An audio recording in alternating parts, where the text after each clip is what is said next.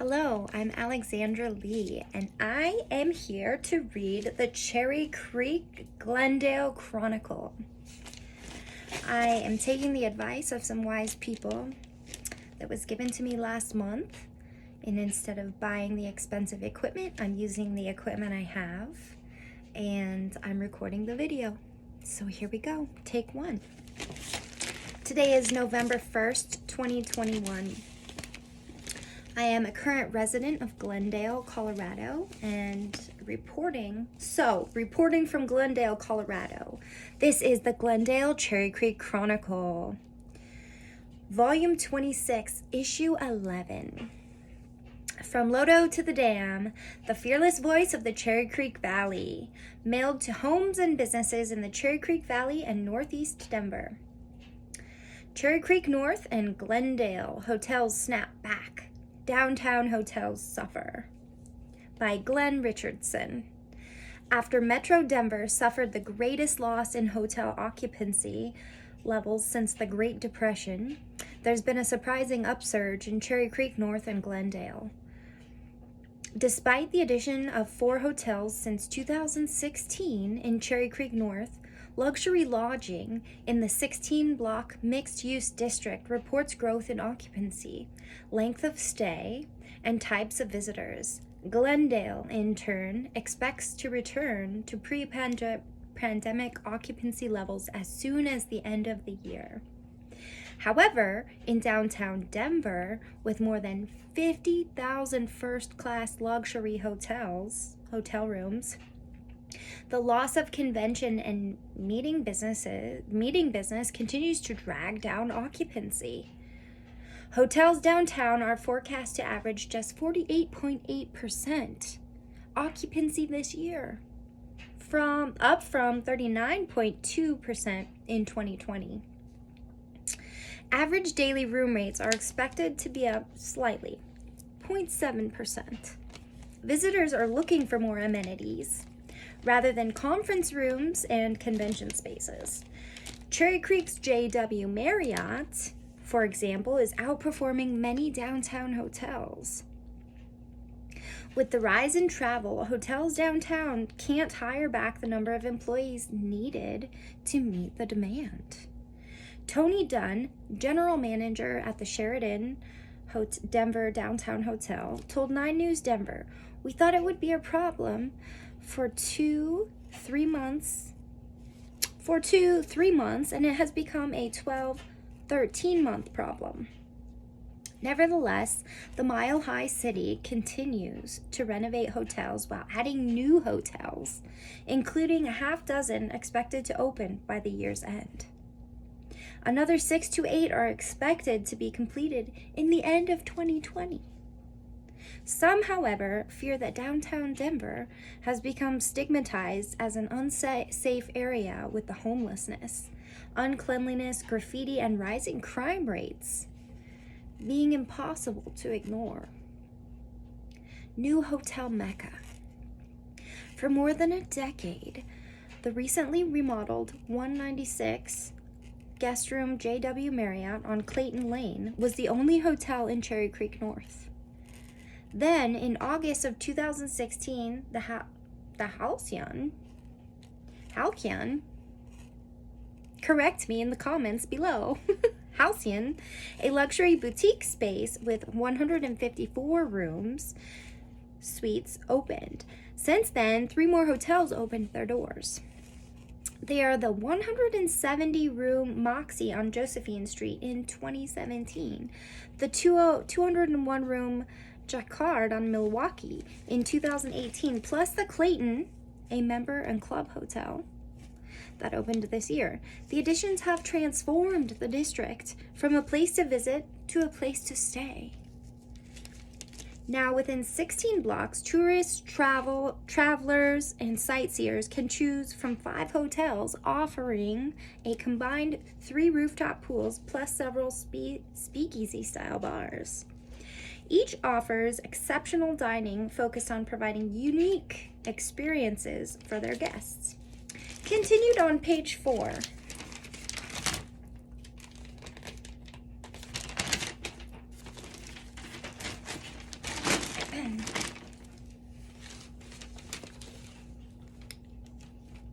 Just half a mile away up Cherry Creek, the 0.6 square mile city of Glendale has also been increasing hotel space.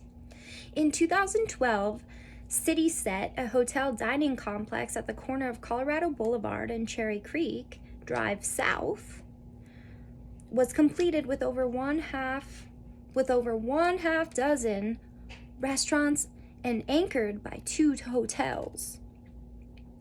210-room Hilton Garden Inn and the 125-room Residence Suite Cherry Creek.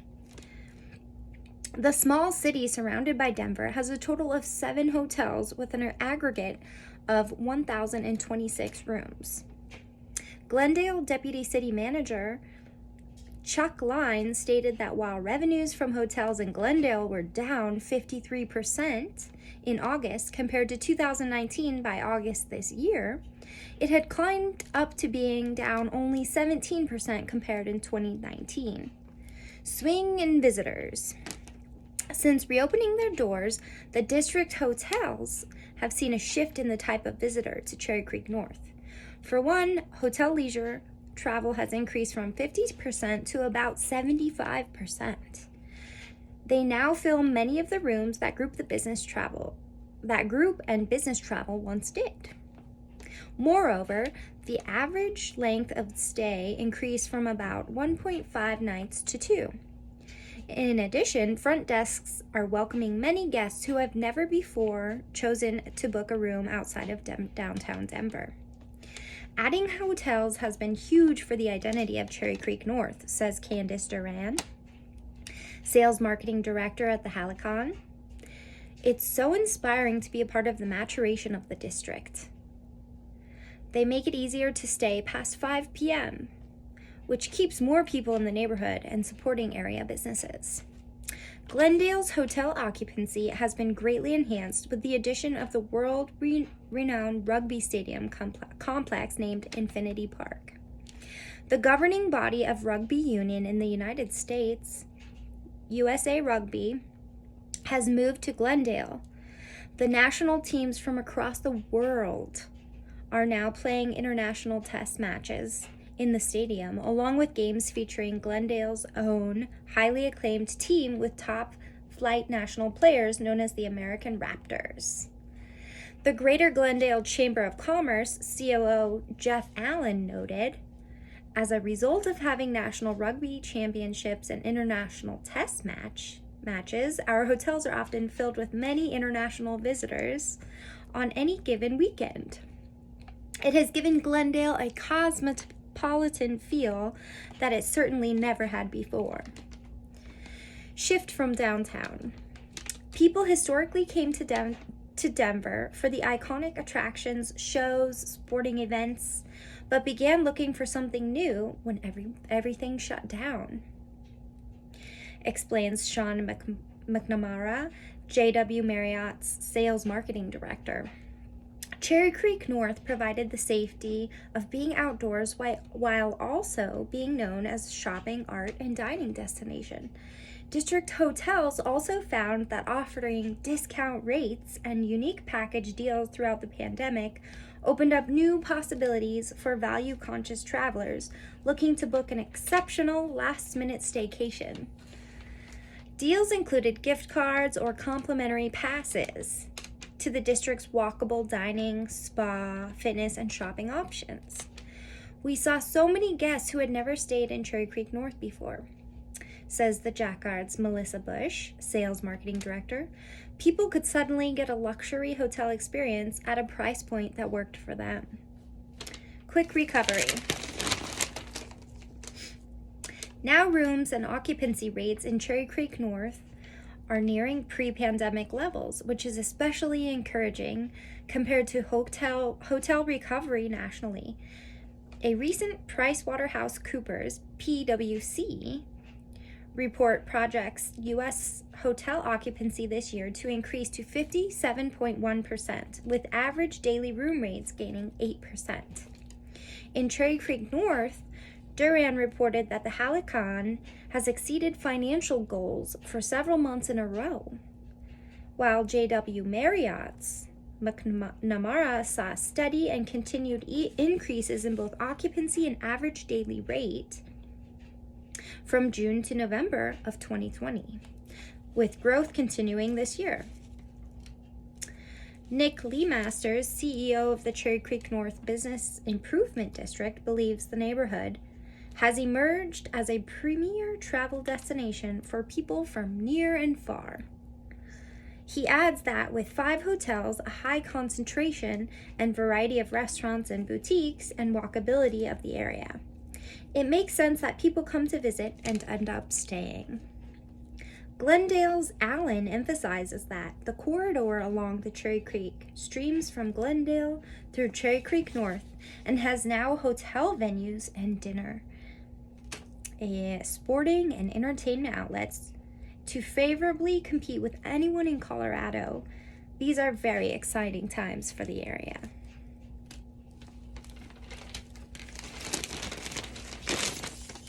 Hidden hip spots. Several Cherry Creek hotels have speakeasy-style bars, including the B&GC, a clandestine drinking spot in Halicon, revived from ruins of a former post office. Ooh, cool. Oh, I'm supposed to remain unbiased. Check it out.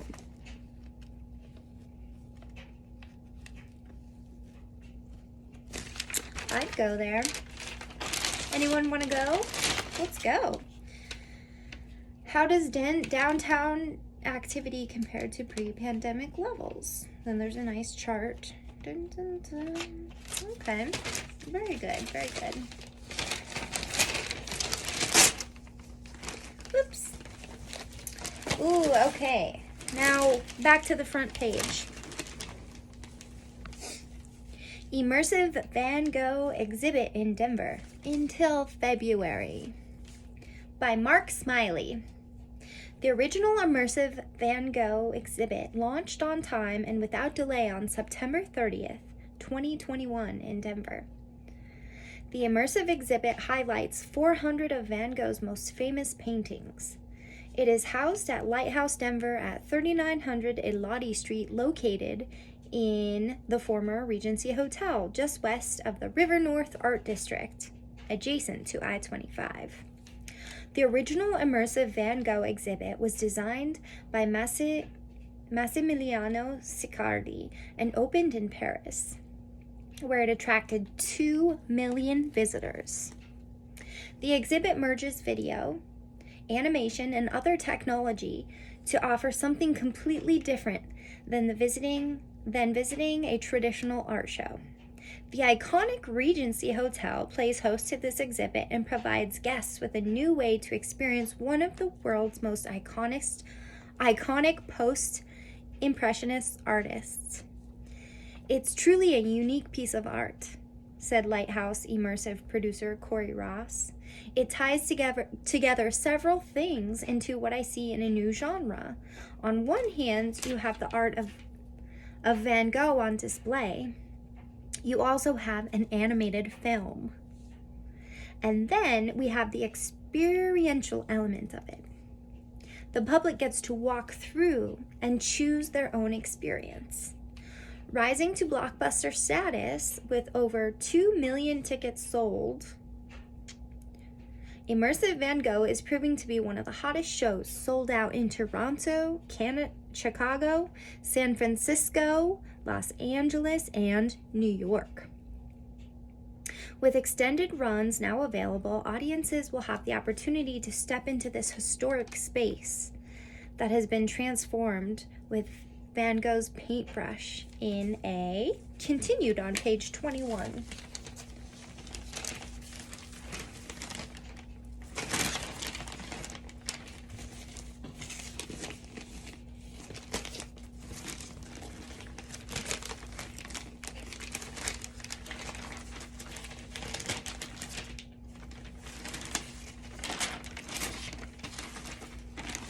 Got it.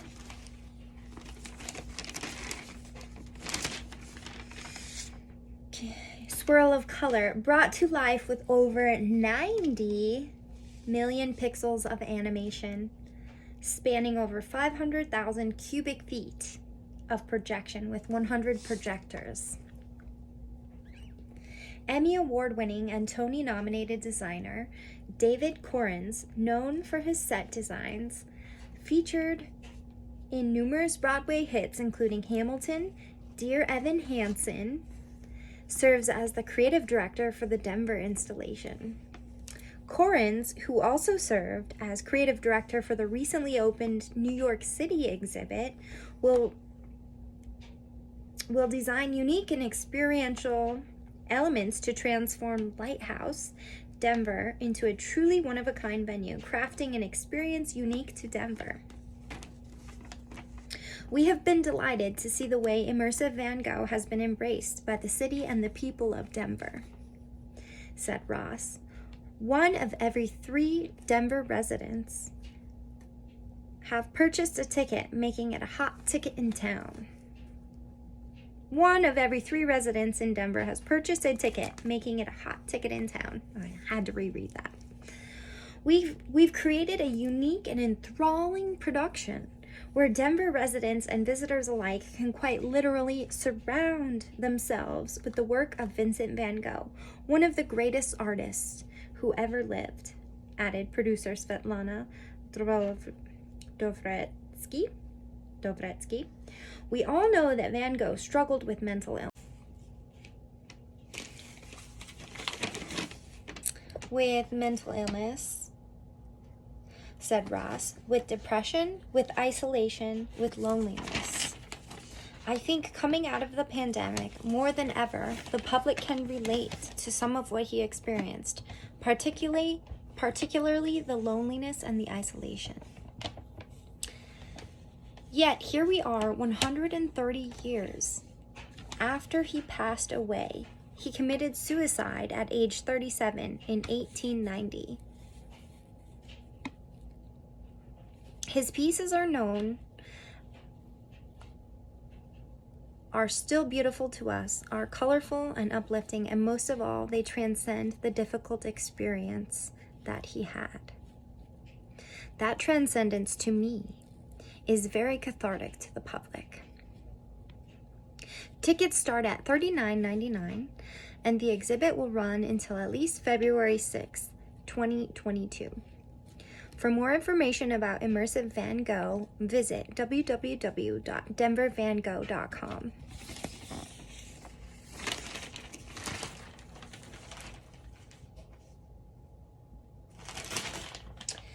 Okay, the last on the first page of the Glendale Cherry Creek Chronicle from November 1st, 2021. Surviving Holiday Air Travel. A user's guide to navigating DIA during the busy winter months.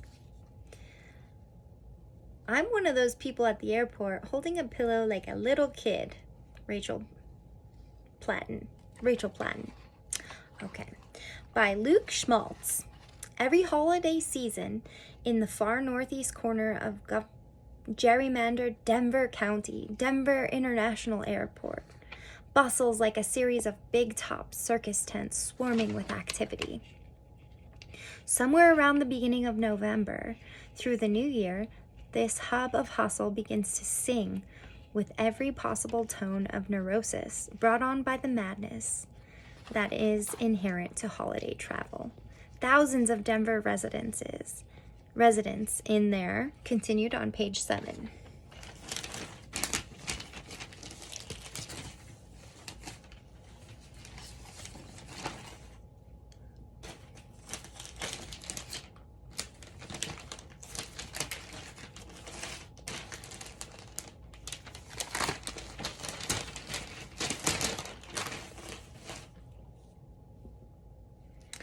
Obligatory impetus to see their loved ones every year scramble out of bed during the wee hours, grab their luggage, and head out to what may unfold as a day without incident, or more likely an experience that reads like a migraine-inducing travel nightmare. The problems begin when you get in the car and head towards Pena Boulevard and continue to the security lines, the concourses, and beyond. Thankfully, there are few steps you can take for navigating the gauntlet of woe, which may help your excursion to be a tolerable one at the very least. Get there for cheap.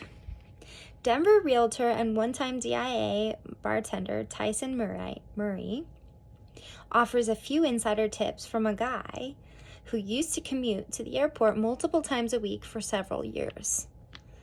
He emphasizes the importance of not driving as a means of saving time and money while avoiding unnecessary stress. Driving to DIA sucks, he attests.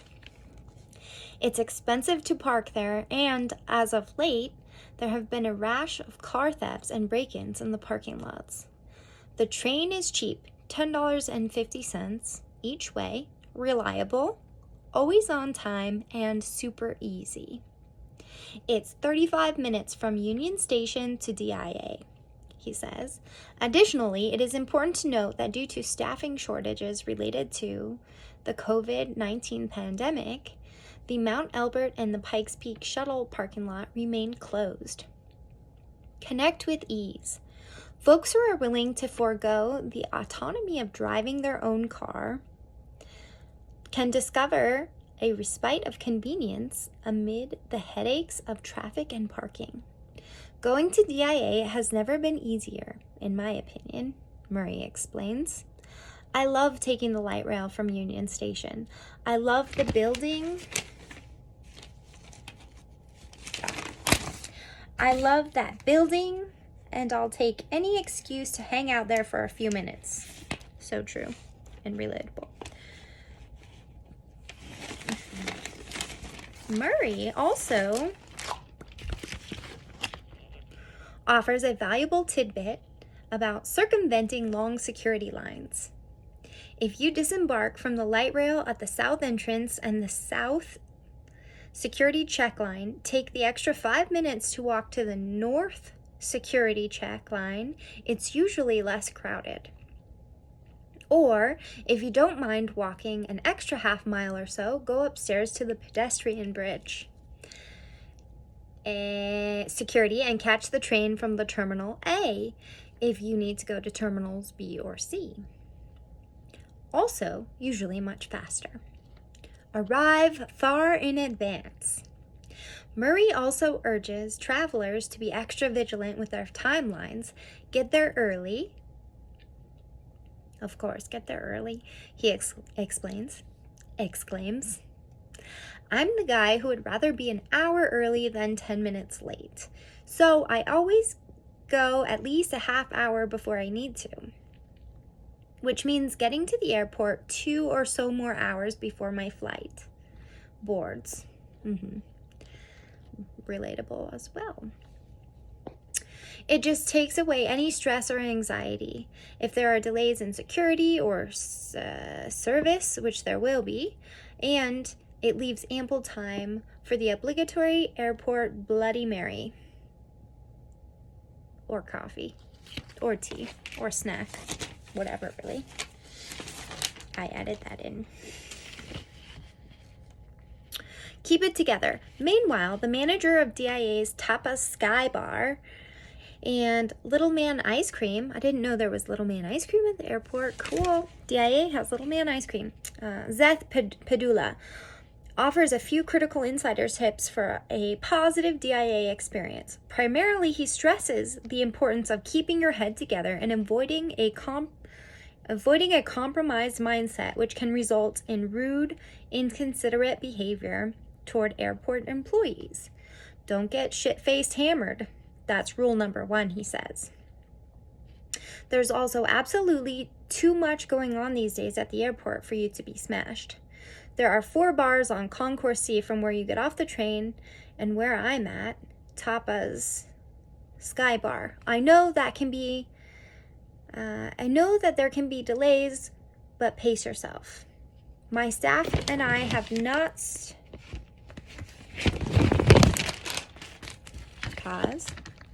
My staff and I have to not serve or cut off people all the time. This is where you can see people lose their shit. There are several types of security that work at DIA, and they are just waiting for something to happen.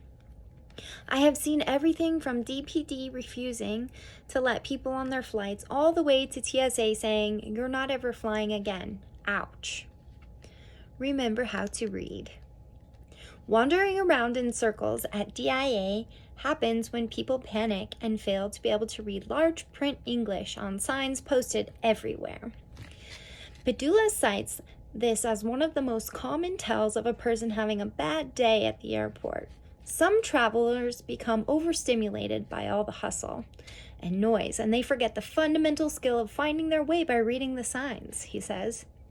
There is signage everywhere indicating where the restrooms are. It's the same for terminal and baggage claim. There are signs at least 20 feet above. There are signs at least every 20 feet or so telling you where to go. Keep your shirt on. Padula goes on to explain how the hysteria inherent to holiday travel can really take a toll on some people, eliciting terrible, outrageous, unbelievable behavior. All the time, I have entitled people tell me, "I need service now because I have a plane to catch," Padula says. Guess what? Everyone has a plane to catch. DIA bars are designed to be fast, encouraged. Everyone gets served in order to be cool. Everyone gets served in order, so just be cool and you will be served in a timely manner. Rude behavior from bar and restaurant patrons can escalate to other odd activities, which can permanently hinder someone's travel plans. I've gotten pretty close with some cops out here, and boy, do they tell some stories, Padula explains. Drug use in bathrooms is a big one. Everything from people getting caught shooting heroin to smoking meth. Nudity happens more than you would think. The one that gets me the most is when people try to jump security to get their plane. Why in the hell would you think that that's a smart idea? Sure, there are plenty of things that can obstruct your path to the skyway at DIA. But if you plan far in advance and keep a level head, you just might make a destination without getting lost, getting arrested, or otherwise embarrassing yourself. Bon voyage!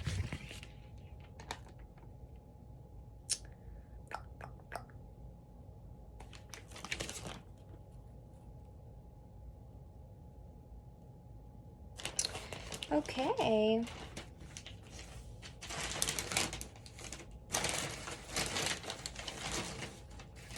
Well, that was a good starting point.